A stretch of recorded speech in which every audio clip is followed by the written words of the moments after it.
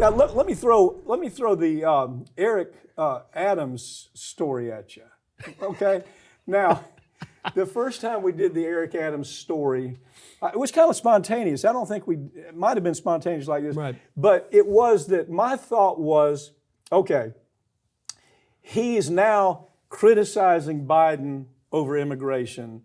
And, it was love Eric Adams, love Eric Adams, love Eric Adams. And then he starts criticizing the administration over immigration. Then these charges emerge.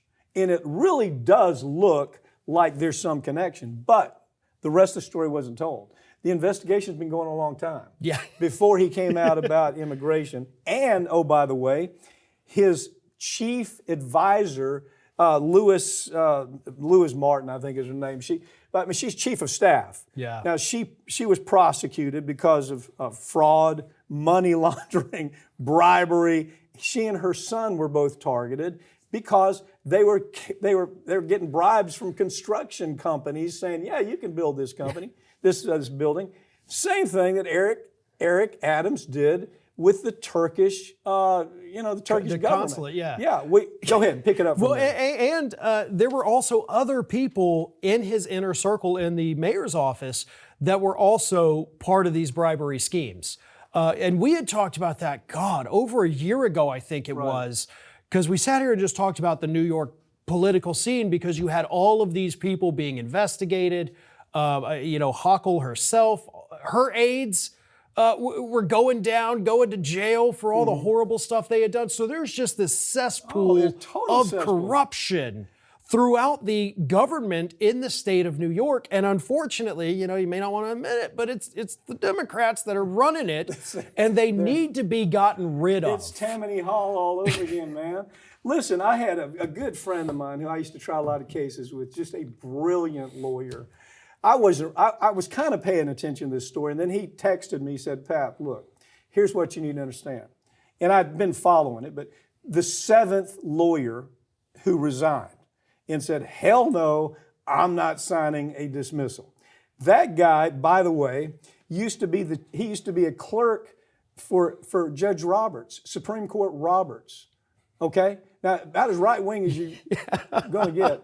And he was an Iraq war veteran who had 2 Bronze Stars in his service in Iraq. And he said, look, I know somebody's going to sign it, but it's not going to be me. There was something that moved me about that because I look at the character of the person who said, no, I'm not going to do that. And so there's more to this, whether it is a direct quid pro quo, is he saying, I'm going to let you do whatever you want to do on immigration with Rikers or whatever it is. I don't know. There's been no showing of that so far. Intuitively, you think maybe there's a connection, at least in his mind. Even though there might have not been words that transpired, in Adams' mind, he's thinking, I know how I'm going to get out of this. Right. And I think a lot of it these days is really that kind of unspoken quid pro quo type. There's no paper trail, there's no audio recordings, but you know what you have to do. Right. They know what they have to do. Nothing illegal about it because we didn't put it, but it still seems very illegal. Yeah. But here's the thing. Eric Adams, I was sitting here just thinking a second ago, obviously, though, after this, his career is over. But is it? No, it's probably not. No. He's on a mission from God. Didn't you see the latest? He literally, what a blasphemous statement. Really, just pure blasphemy. I'm on a mission from God. I'm directed to stay here in this office. Now, you got Hochul, who doesn't have enough sense to get rid of him. Maybe she will today. I don't know. All she has to say is, you're gone, right? That's all she has to do as governor. That there's enough here that I can say, you're gone.